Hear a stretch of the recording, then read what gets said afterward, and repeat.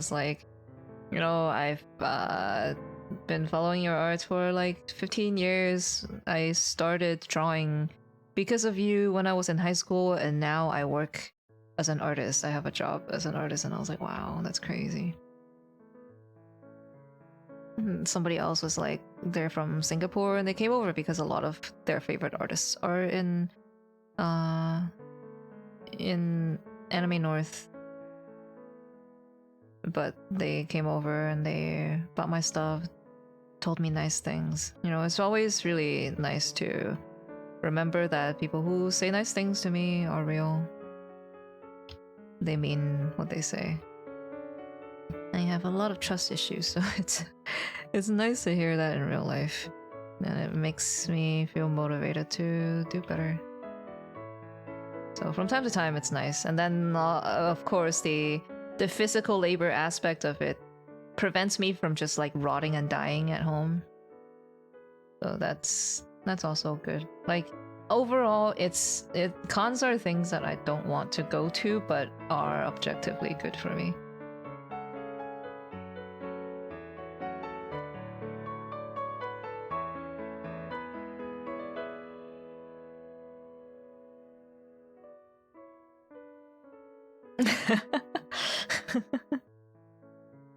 Not really, because you went to Las Vegas. This person came to the East Coast, so that's even farther.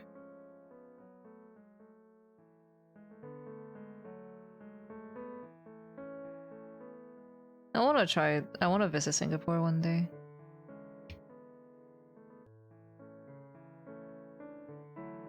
Last time I went to Malaysia, and the travel killed me, but the trip was actually really nice.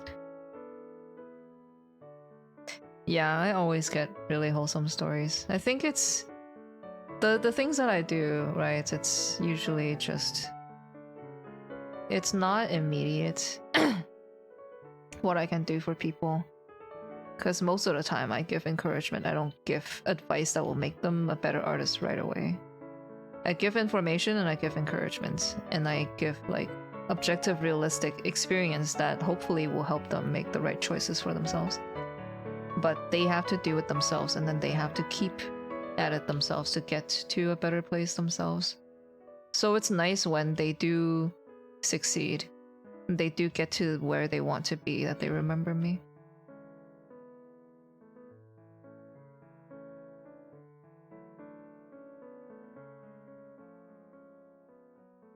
FF concert.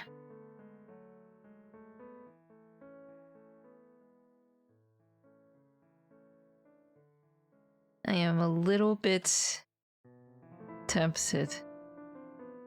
That does sound really nice. I don't know if I have the money for it or if I should do it. I don't really care for the FF concert, but it would be nice to hang out with friends.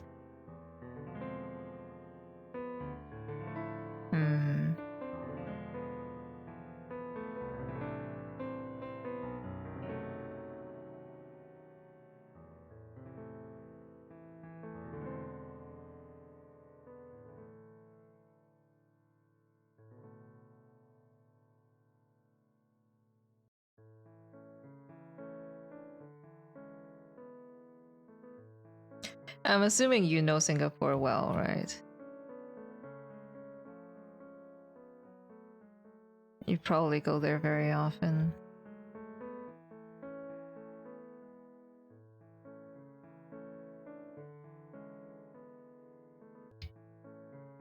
Okay.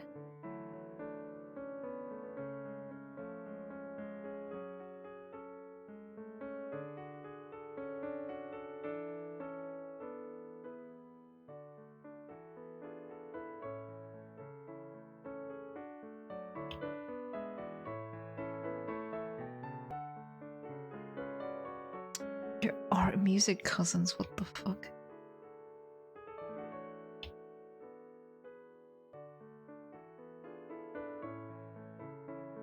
Okay, well, if I do consider going, if I do decide to join, please take care of me. I am useless in a foreign environment. But yeah, I was gonna say, yeah, Malaysia was forever ago. It was 2017. But it was really nice to go there because despite it being a different culture, I think Southeast Asian culture is much closer, right, to Chinese culture than, say, even Chinese people here.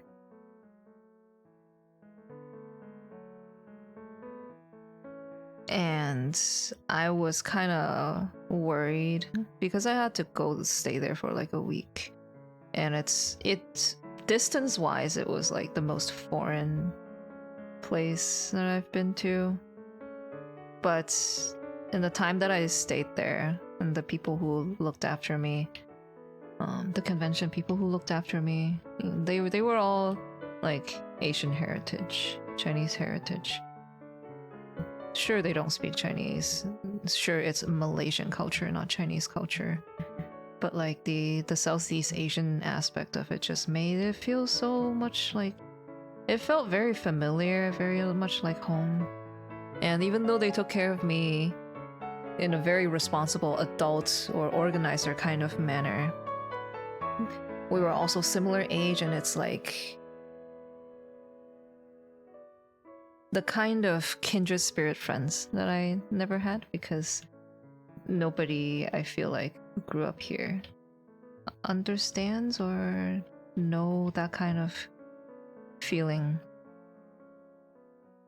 And when the 7 days was up, I actually didn't want to go home. As comfortable home was, like physically comfortable, spiritually I was like, wow, I really want to stay with these people. I want to hang out with these people more. That was a really nice experience to have. It drove me places. We had nice food, nice local food. People around there are nice. Watching them go by their like day to day, how they treat each other and how different it is compared to living in the West, it was nice. And how familiar it felt because I haven't been back to China for like 20 years and I don't want to go back. But I don't want to go back there, but I still miss the culture. I still miss the place that I grew up in.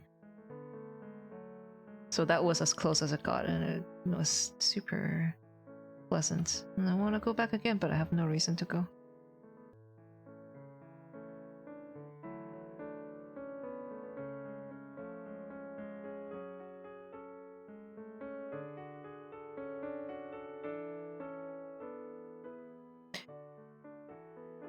So, okay, I am not an expert. I'm just speaking from what I remember, which might be incorrect. But Malaysia is a mix of 3 cultures.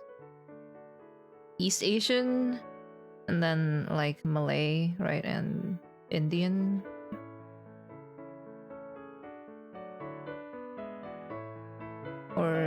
And then there's in terms of like religion, there's Hindu, Buddhist, and Islam or something like that. But it's just like it's a mix of few enough cultures that each culture's identity is still very distinct, but because they're all one people, they're all mashed together as well. It's not like the melting pot here where there's like a billion different cultures mashed together, so everything is a blur.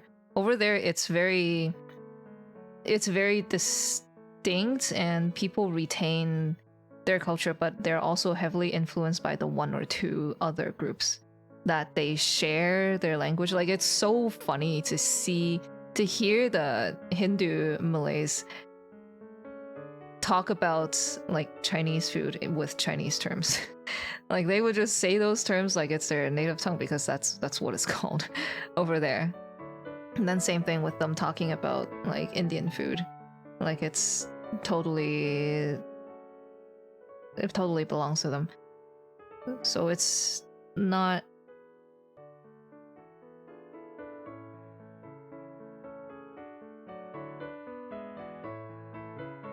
I don't know, maybe there's some Thai or Vietnamese or something. But please don't give me that attitude. I don't know anything. But like, I'm just saying what I know. But yeah, I like that there is diversity, and I can watch the diversity work well with each other.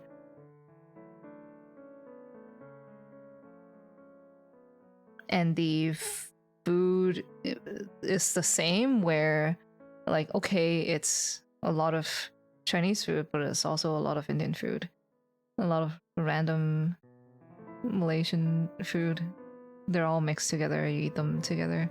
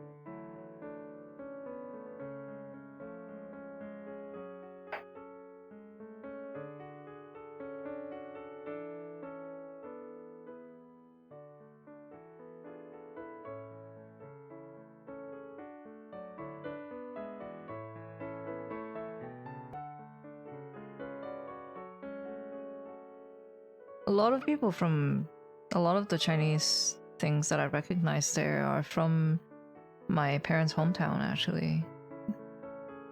The area that they grew up in, which is called in Malaysia they're called Teochew, and then in their dialect it's also called that.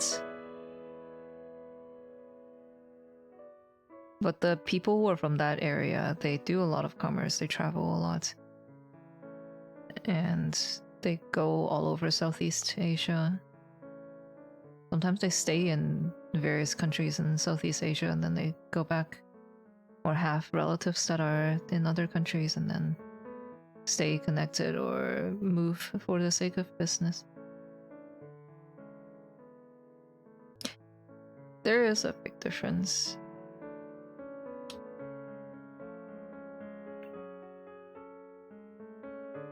China tries to homogenize everything, to make everyone the same.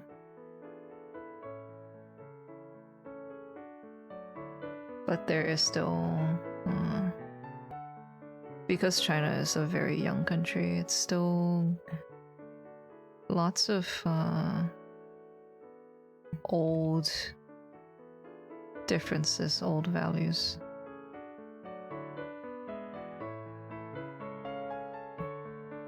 That differ from, like, between the south and the north, or between anywhere in China, because China's huge.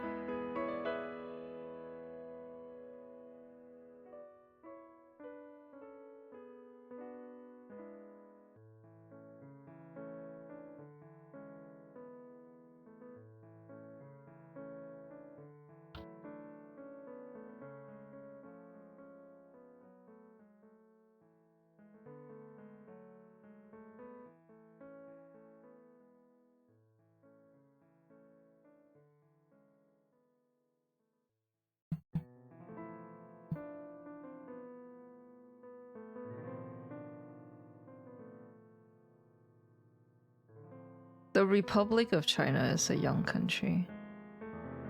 And for the sake of how it is now compared to like Dynasty China, how different it is, how it came from revolution and they basically destroyed everything that's old. That's the whole point of the revolution. It might as well be a young country.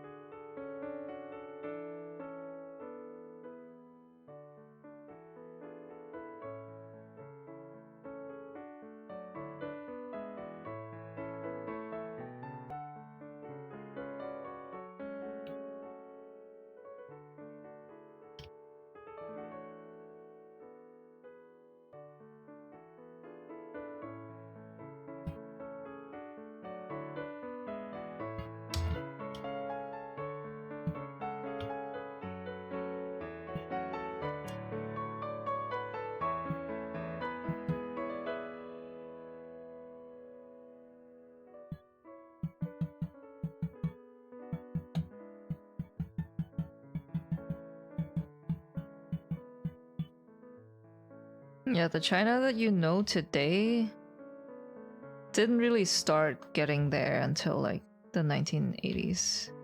Before that, it was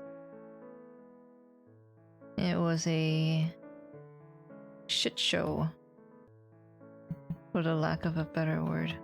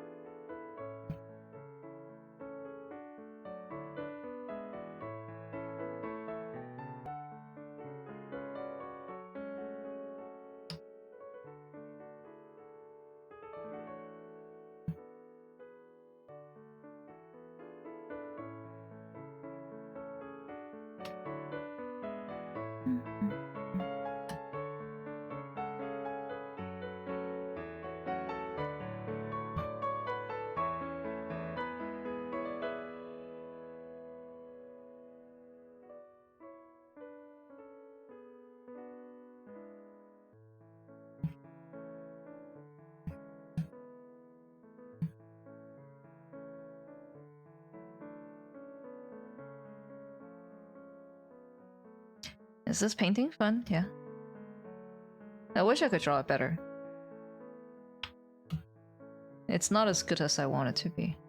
But I kind of fucked myself over originally because unless I start the painting with the intent to paint the shit out of it, I usually don't set a good foundation. And without a good foundation, I can't make the painting look good. And I originally didn't mean for this painting to take so much time. I wanted it to be like simple but still good. But like in the middle, I started wanting to paint more. And now here we are with an overpainted simple drawing. No, it's a gift for a friend.